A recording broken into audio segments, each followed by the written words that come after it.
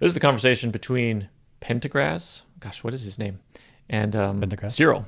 Is this a good plan? Partagaz. Partagaz. Partagaz. Yeah. You're convinced we're connecting to the Gorman Front leadership? I am, sir. Caro Rylance is a prominent businessman and politician in Palma. I've been dealing with him directly. And we're sure they're buying this story? We're skeptically confident, sir. Words to live by. I think they're planning already. They're inexperienced, but very eager. How often those attributes align? They'll need help, sir. Plan your plan. Debate Gorman as a prize for outside agitators needs to begin somewhere. This could be that moment. How may we assist? Transport schedules need to remain consistent. The information I pass them needs to be accurate. I'll need oversight on military security. Done? When it's over, we need to calibrate retribution carefully. We want them growing bolder. They need to see what winning feels like. I'll make sure things don't get out of hand. Excellent work, Cyril. This is devious. So if I see if I got this right, the ISB, these three people are going to, they're now with the rebels using Cyril, and now they've sort of encouraged the rebels to do bombings or different sabotage things, and they're going to make sure the schedules are consistent and everything is ripe for terrorist attacks, and then they're going to come in with retribution that's not just a bit light. So they feel they do an attack, they come in with retribution, it's not that big of a deal. Victory. They do another one. They come in with a light retribution, victory, and they're starting to get emboldened.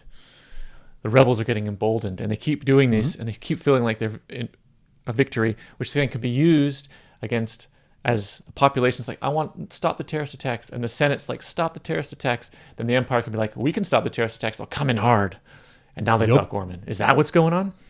I think that's exactly what's going on.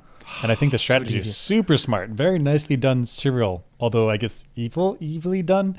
It's like let's drum up these rebels. Let's give them little wins. Little wins. Nothing so bad that we're going to lose our big overall power, but give them little wins. So that way they feel stronger and stronger. They gain some confidence. They gain some experience, and then they're going to go for a big move eventually. And then when that's clearly crossing the line of what the general population thinks is okay, then we can come down hard, bring down the boot. God, it's devious. Devious. That is, it's dirty. So a society in chaos with terrorist attacks and problems, it could be outside agitators or outside Could be. intelligence agencies causing problems, like in this case. The Empire wants to take over Gorman. They can't do it directly because of Gorman's power and prestige. So they come up with this devious... it's devious. Gosh, you said it's an outside power, and it is an outside power from the Gorman's perspective, but from the Galactic's perspective, it's an internal effect, right? So the ISB works for the Empire, and everyone's a part of the Empire. This is actually an internal government agency causing this. I guess in the Republic, how was the different planets and cultures viewed? Was it like, we're a bunch of separate planets, but we're coming together as the Republic? Or is everybody like, we're all Republicans? And the Empire is totally something new, where it's like, we're united. Like, I guess I don't know. I guess I mapped it onto the United States, America, where it's a Gorman would be like California, and then the Empire is like the federal government. I see. And I guess I'm looking at it, was it before, or was it like the countries in the world and the UN? But the UN is this like light-footed thing that kind of holds everything together, but the countries are quite independent. I see. Yeah, so I guess it would be like a strong-handed UN.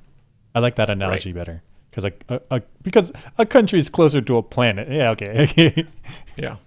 And I guess you could say at the beginning of the American Revolution, the states were actually quite independent, and they came together, and the governments got quite more centralized over time. So maybe it's like that.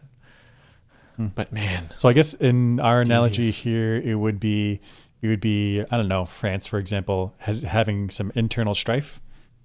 But actually it's the UN, which France is a part of, is actually pulling the strings behind the scenes.